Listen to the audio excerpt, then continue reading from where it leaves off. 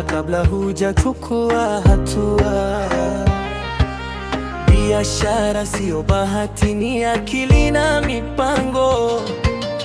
Usikimbilie pesa bila kuelewa mzunguko. Anza kwa kuuliza maswali ndani ya nafsi yako. Kwa nini naanza hii biashara leo? Faida iko wapi na hatari ni ipi? Hofu usiache ikutawale moyo.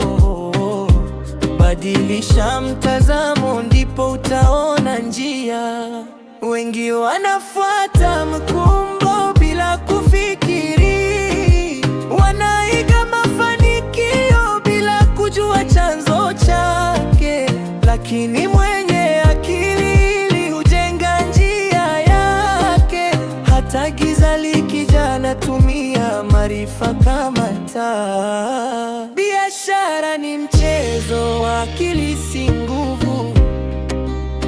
Ukishinda ndani, nje itafuata tu. Panga kwa utulivu, chukua hatua sahihi. Mafanikio huanza kwenye fikra zako.